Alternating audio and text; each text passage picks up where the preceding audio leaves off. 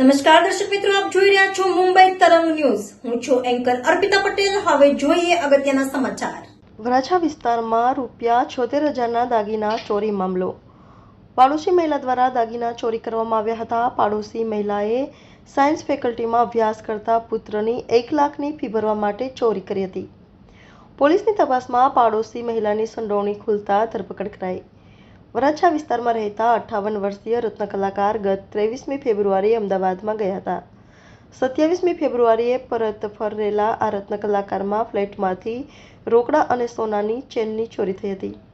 Varachha police સ્ટેશનમાં ફરિયાદ નોંધાઈ હતી. રિપોર્ટર વિજય મકવાણા, મુંબઈ તરંગ ન્યૂઝ, સુરત. ગઈ તારીખ 2/3/2024ના રોજ વરાછા પોલીસ સ્ટેશન ખાતે વરાછા પોલીસ સ્ટેશન એ ગુના રજિસ્ટર નંબર 0521/2024 આઈપીસી કલમ 454, 457, 380 મુજબનો ગુનો રજીસ્ટર કરવામાં આવેલ.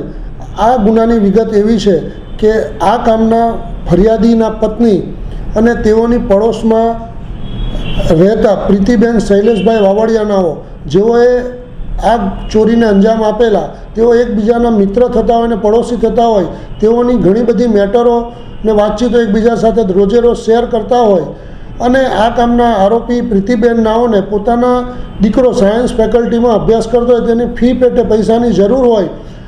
આ કામના ફરિયાદી કોઈ પ્રસંગોવત પોતાના વતનમાં ગયેલ તે વખતે આ પ્રીતિબેને જ ઘરમાં ચોરી કરી અને સોના ચાંદીના દાગીના ₹36,000ના તથા રોકડા ₹40,000 કુલ મળી ₹76,000ની ચોરી કરેલ.